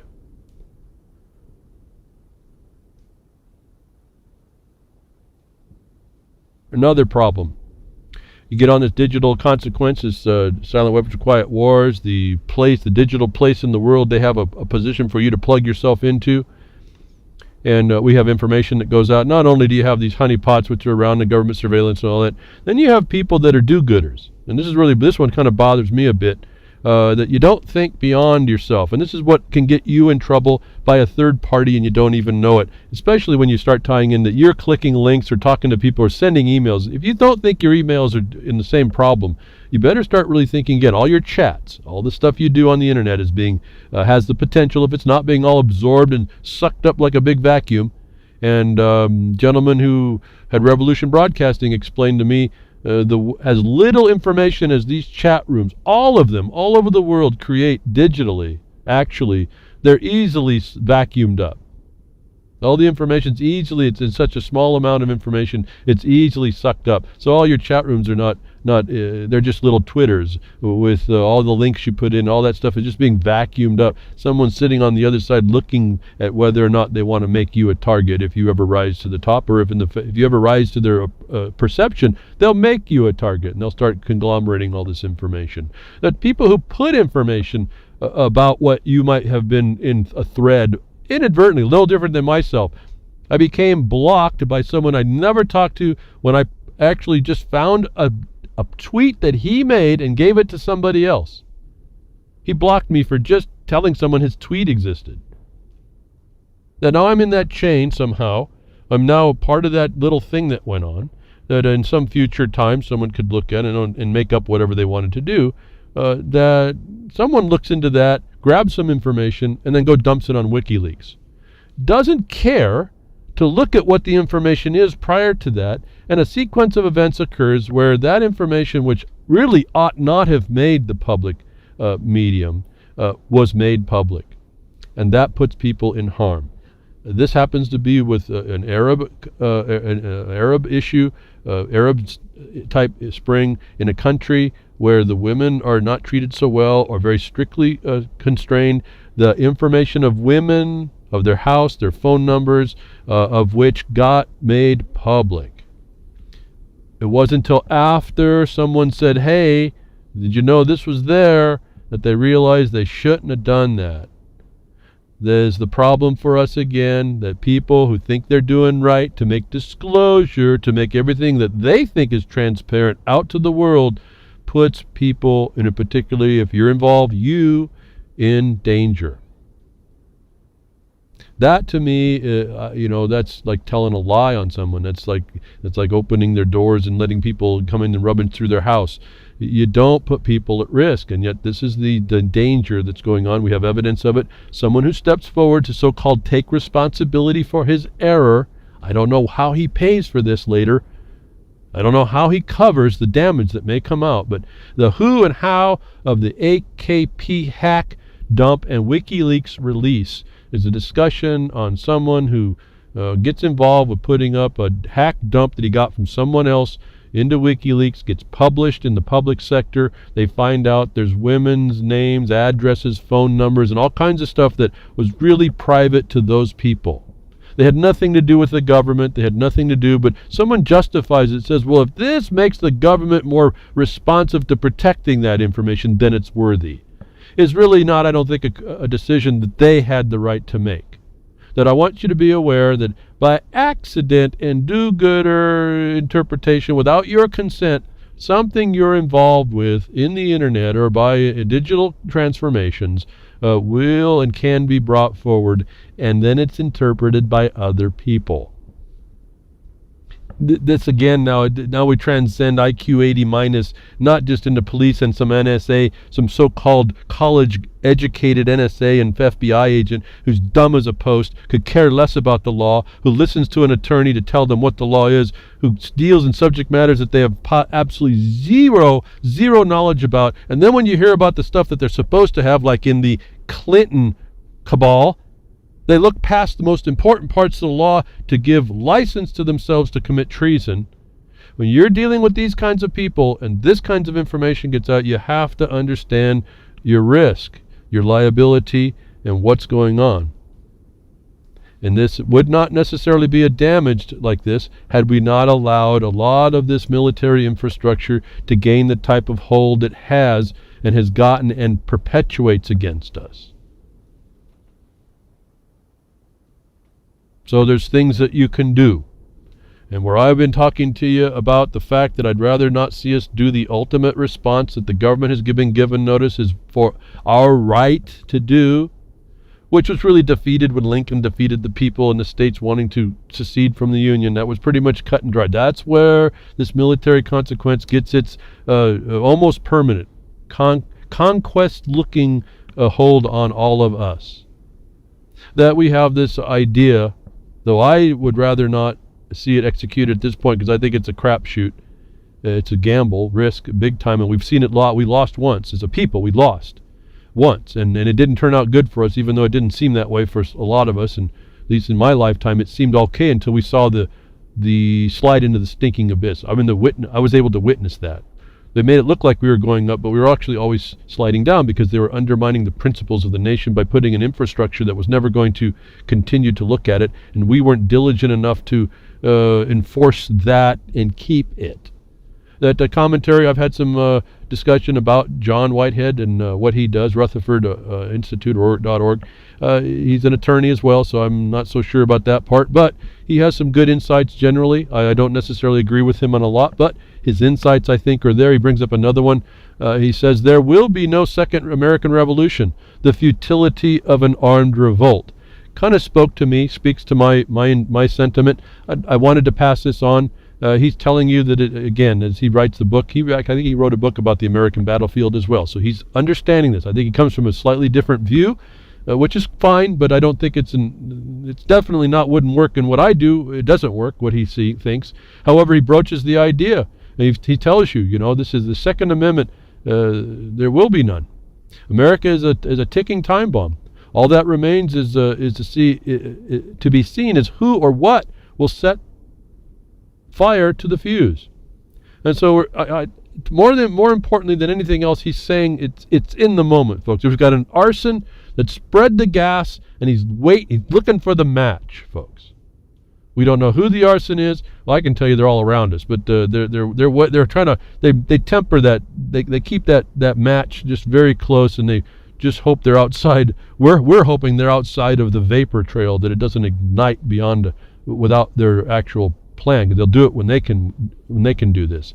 This is how close that John Z. Whitehead is seeing it, but he's talking about the Second Amendment problem. He goes through and does his discussion on this. I think it's valid to listen and look at it. The overall sentiment I agree with. We're in a bad position here if you think your Second Amendment is how it's going to work out for you. And what I find interesting is all these people that talk that way have never been in it. I don't mean going to war and being trained as a soldier. I mean in a local, your so-called domestic capacity. We don't know the dynamic at all. We see evidence of the wars outside. That doesn't mean that's going to happen for us. And it certainly wasn't, even though it was so-called right, as I've said back in 99 or so, I think we're like drunk. And we don't want to be, operating that Second Amendment while we're drunk on our ignorance. The futility of an American revolt. Well, that's strong words here, and maybe so, the futility of an American revolt, but we have to take some action. So it's not going to be a revolting action. It's going to be that very narrow, the very narrow, very succinct, very definite, proper action that each one of us takes, that is going to be the distinction. If we move en masse doing all this, if we, instead of we go out in the streets and occupy the streets, we occupy those that are in the seats of decision to do the law, not our opinion. And this is going to be the hard thing, I think, for the liberal mindset, and hard for the conservative, because the conservative has made up a myth and fallacy in their mind about what things are. And so I should have just insulted everybody that's a listener that has any kind of thought about that, those things. Anybody who's actually doing something will know what I just said and not be insulted. There's a certain way to do it. It doesn't fit on either side. It's not. It doesn't have a left and a right. It doesn't have a particular view. It is a very particular thing, but it's all been done on an objective place, which is this law, not the legal, but the law as it was supposed to be applied. That hasn't been the remedy that's provided in for, that's been now obstructed to us, that has to be broken down. That's not going to be the Second Amendment to break that down. What they want to do there is they want to frustrate you so you go and do the civil unrest out there, where they're now telling us that they're spending money globally. You're not going to go anywhere without these people being armored up. And so why would you want to go to a fight when you have as one of the statements, I didn't even read it, it says, we're not, in New York, we're not going to go to a knife fight, a gunfight with a knife. We're not going to go to a gunfight with a knife. Well, he may not understand, but a knife can kill somebody with a gun. So, I mean, I don't know about that logic. However, they are gearing up to stop what they think is an inferior action. I'm saying don't even be there. Let them stand there in their hot, sweaty old equipment, and you're going to be in the cool of the buildings and with the air conditioning, speaking to somebody calmly and on the point, and persuading them into understanding that if they were going the wrong way, they have a duty to start going the right way, and show objectively in the black and white which way that is. And we can avoid this idea. See, he's speaking to Whitehouse, speaking to the fact that people are talking about actually doing a so-called Second American Revolution, utilizing the right of the Second Amendment. And he's trying to give you an idea that maybe that's not necessarily the right way to go. And I'm here to say then, but doing nothing is not the right way to go. And so in between is going to be our answer, I suppose. And the Second Amendment is slowly being eroded in silent ways, which you have to be aware of. So at the point that you are disarmed, let's say, unless you come out for the reason, and then you're going to be defended against, because they're going to take the higher stand that you're against society and you're a lone wolf, if you will. That they're slowly taking away your right to have access to the weapon. No one even know how to begin arguing this one, as I have offered ways to do this. But again, as I said a long time ago, when the Patriot Act came in, what they criminalized, they enemy combatantized a misdemeanor. And now we see the reflection of that. The Supreme Court rules misdemeanor domestic violence conviction enough to lose the Second Amendment. Now, I'm not going to go through all the discussion on all this, the way this works. This is just the reality that you're living with, that they take a misdemeanor, in this case with domestic violence, and I can't tell you that I don't agree with some of this about taking people that are not kosher or cool, not able to deal with their spouse or their significant other, their partner for life, whatever you want to call the people that you live with, that you're supposed to live and love with and carry on with. I don't know about this domestic violence thought. If you guy that does that, or even a woman that does it, you need to go seek some help. So it's not about that part for me. That needs to be fixed. But taking away may be a rational response to someone who's completely irrational about how they respond to other people. But this is dealing a higher level of law, that they have the ability to take away your Second Amendment right. When it comes down to defending yourself against the government, now where are you? And don't think this is a small thing. We hear about all the millions of guns that are being bought and being possessed. I don't know how many of y'all have 10 guns. I don't know what you're going to do in a firefight.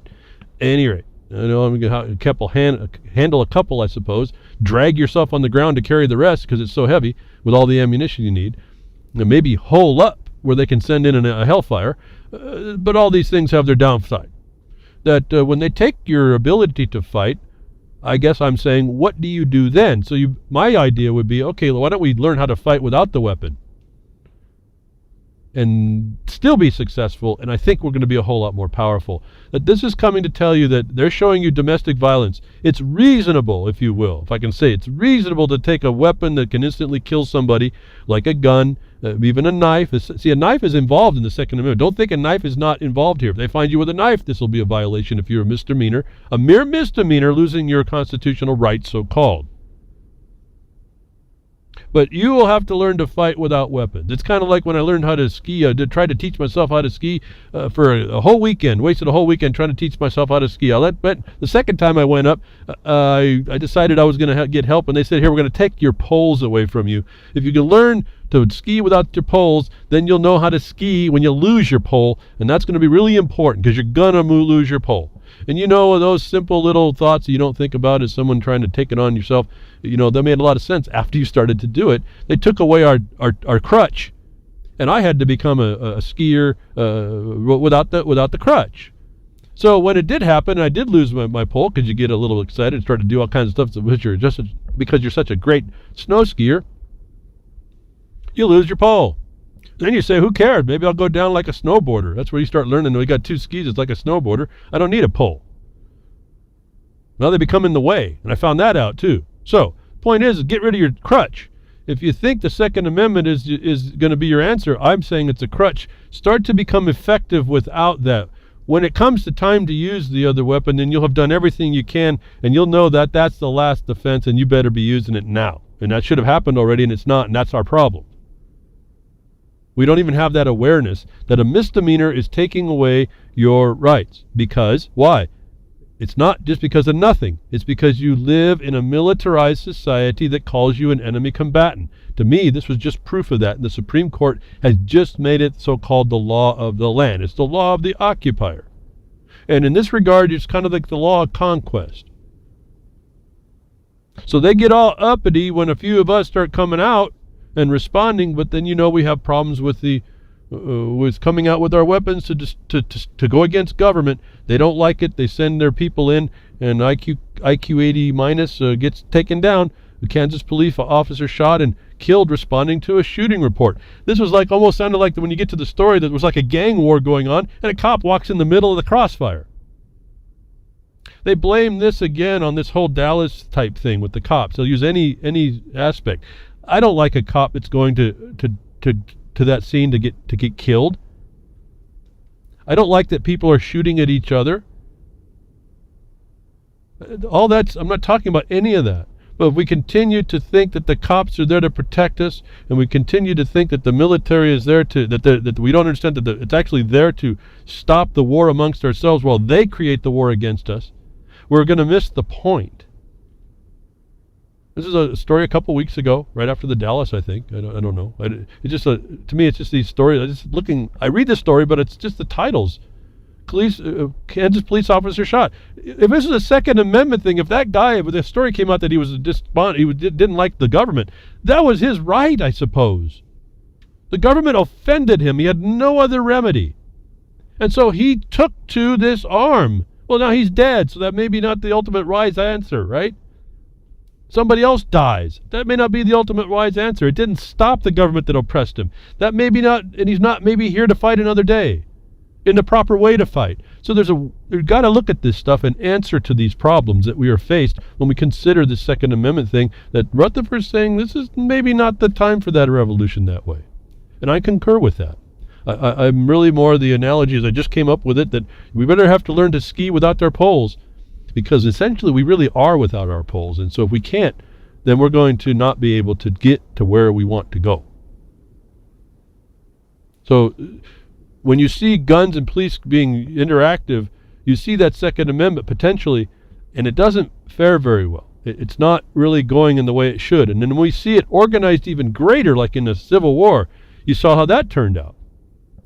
So we're back to the crapshoot, and I think I want a better awareness for people. I want us, for as ignorant as we sound to ourselves and we look, and for as much as we keep studying and studying and studying, and what does this thing grow up around us, and not realizing that the fact that we have to study says it got out of hand in a place that we were never supposed to allow it, that was our first problem. And maybe there's going to be so much study that you're too late anyway, so keep studying. It's going to waste your time. It doesn't matter.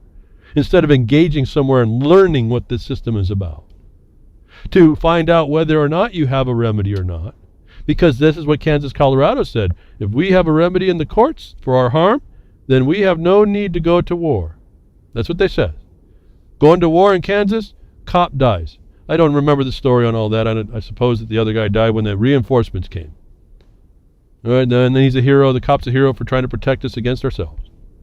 Okay, well, I can go a little bit of that, but I can't see to me, it's a bunch of nonsense, because why was it started in the first place? Just cause, not just cause.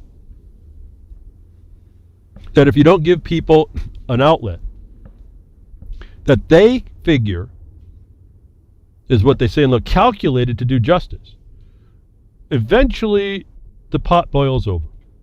That's one of our problems. And I found it was interesting, a discussion, and I don't know what this means. I'll read it off to you, and I'll tell you what I think it means, but I don't know. I don't know anything about the website. Haven't had a chance to go back and look and see around, look at it to see he's talking about. The rule of law out of Market Ticker. You don't understand why the ticker has faded to black? Now, I don't know if he shut down something on his website or not, but he makes it an interesting discussion. Then he says this, let me start with this. Why do drug dealers shoot each other on the street corners? Answer, Joe the drug dealer cannot call the cops and tell them that Jack the drug dealer ripped him off and sold him a bag of oregano instead of weed. Joe also can't sue Jack. Thus, when the threshold of his tolerance is crossed, Joe has only the use of direct force available to him because he has no recourse to the law to settle his dispute with Jack. The first foundation of civil society is the rule of law. Without it, there is literally nothing other than the law of the jungle, commonly known as he who has the biggest teeth or the most guns and is willing to use them first wins. Now, there's a whole lot more to read. I thought that was excellent opening paragraphs. It hits right on the point, except I take issue with the rule of law. That's rule of law, and democracy is our problem. We have to have resort to law, not interfered with by the rule O that has been imposed by the Bar Association. But notwithstanding that distinction, and it could be a semantic once we get right down to it, we all know we're talking about law, to resort to a remedy for harm done us. That when you outlaw a group of people, or you make them outlaws, or you define them as enemy combatants, by definition you've stripped them of their ability, and you've enforced by definition the need of direct force against what they considered oppresses them, is the condition they've put on the United States, actually globally, but the United States of America, which is the cause that no one really wants to speak to, that this dynamic right here in this article, marketticker.org, is something I'd like you to read to understand why we have law. Stop this nonsense about chaos and all this other stuff. And this dispute resolution, dispute resolution is a tool used by the plunderers right now. That's what we sued to stop. There has to be a different forum. And so there's a bigger study that has to be done before we jump on these concepts. But this concept right here, having outlaws in the world amongst you without remedy, causes a threshold of tolerance to be met that must be resolve of which is direct force. Just what Kansas, Colorado 1907 said, without resort to a tribunal, you only have force. And when we're saying force in the neutral, it could be good force or bad force, not violence.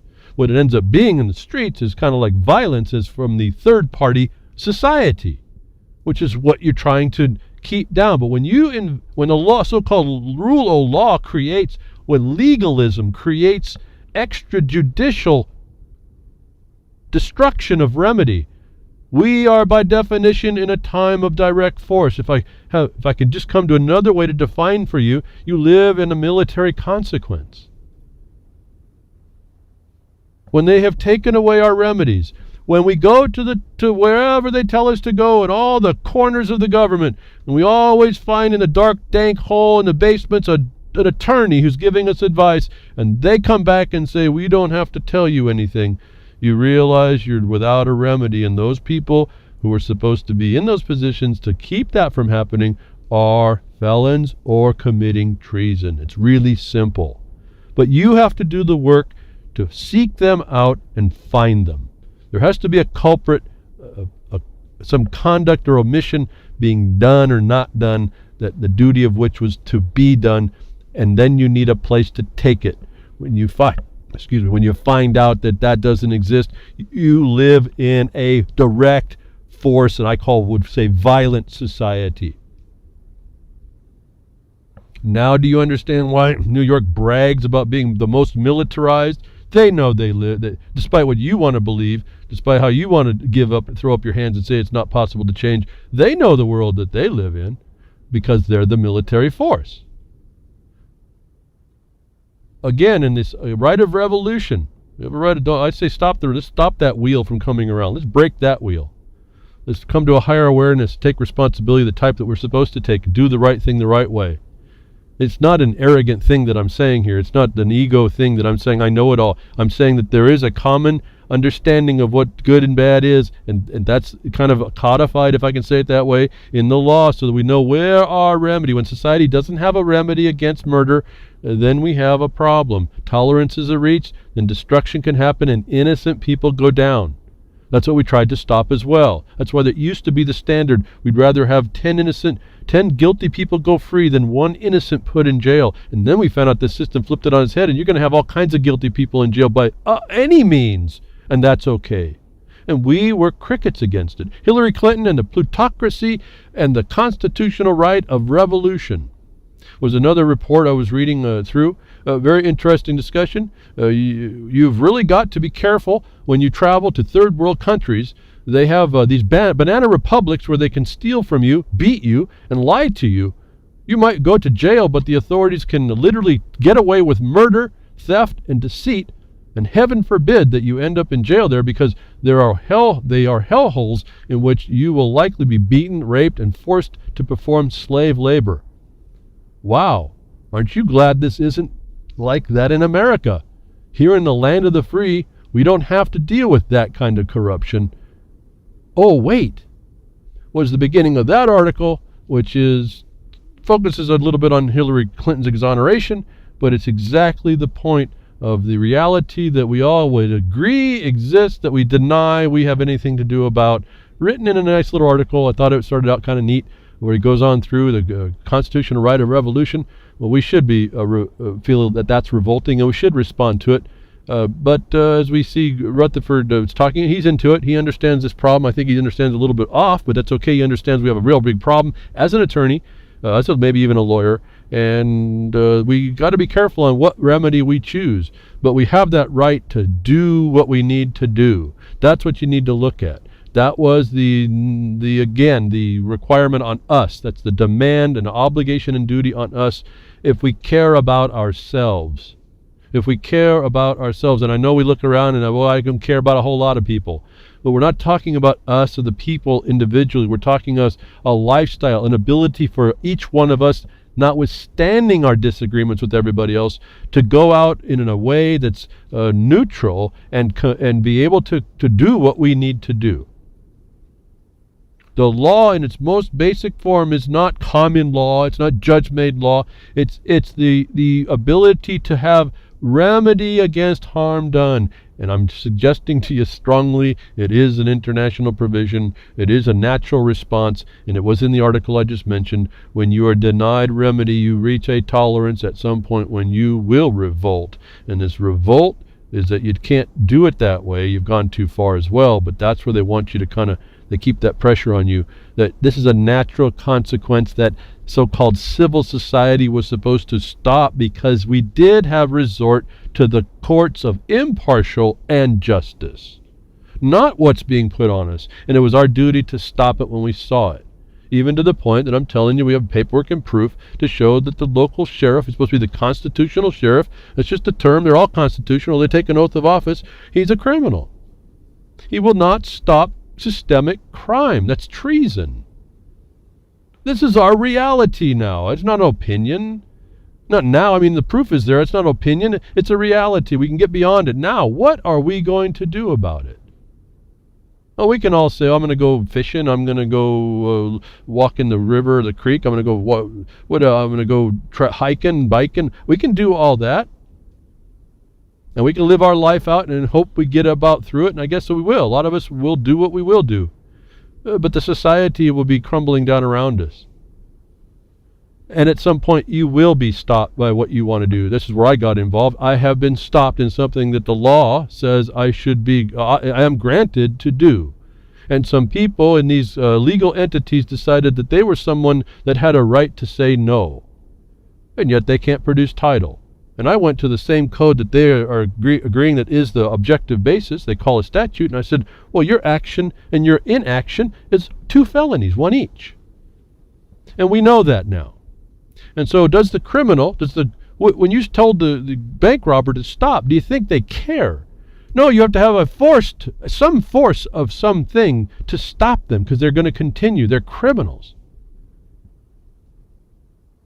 And a caucusocracy is that proof that you live and are ruled by people, the worst of which rule over you. And you sit as crickets. And to sit as crickets, you're then a part of aiding and abetting the crime and walking in the conspiracy and criminal acts against you. I don't know. I'm doing what I can where I can see it to stop what we can do. We're actually making quite great silent inroads in a way. At some point, we're going to have to translate that to action as well. And those thoughts are now turning because now we have we kind of come to the end of the path. For us, we have gone to the dankest, darkest, wettest, most stinkiest places in government to find another bar member sitting there that's going to sit there and say, we don't agree with you and we're not going to tell you why. To tell me I've got a bunch of felons that a bunch of governmental people are relying on that all need to be arrested. And so there's the next rubber meeting the road that we need to get traction on. And if you're not even up to where I'm talking, before you start thinking Second Amendment, that's going to lose immediately because you didn't have the awareness, number one. Number two, you're not going to have the experience. And you're going to go away on excuses. And that's just not going to cut it. I'm just going to, I don't know, but like for me, I don't know. I don't have little ones that I brought into the world. Some of you do. You're not going to be here to protect them, and they're going to be in a world at the mercy of those that are at the bottom of the stinking abyss, throwing nastiness up on and dragging them down to have their way with them in any manner of way that can be done. The little bits of which you can see in the protocols of the elders of Zion as you see this manual against us as the frailties that we have, that I'm asking us to step beyond and to start acting better, to start performing better in what we really wanted, which was stolen, and it's stolen by a very few amount of people. It's really fascinating, actually. They're stoppable. It's just we need more of us to know that and how, not the wrong way to do it, the more proper way. And I'm hoping I'm bringing that to you. I hope something told you today of give you a little bit of showing of how that works, how it's global, how it's all the same, and it's still defeatable. It's still the war against it's defeatable. Thank you very much, Grimner, for the website and all the work you put in, and Freedom's Network and .com and Bo Diddy that do work on that, and UCY.TV. Thank you for simulcasting this, Jules, and the hard work you do to keep that site going, and all you terrestrial broadcasters. I appreciate what you do, folks. MarkOnTheBeast@yahoo.com for any communication, donations, contributions you want to do to me for information and getting information looked at, and or send out the past casts as you get it, or get people to other networks to simulcast this, or find out what we can do to get that to happen. Thank you very much. Take care. I'll be here next week. Tech diffs and nature willing.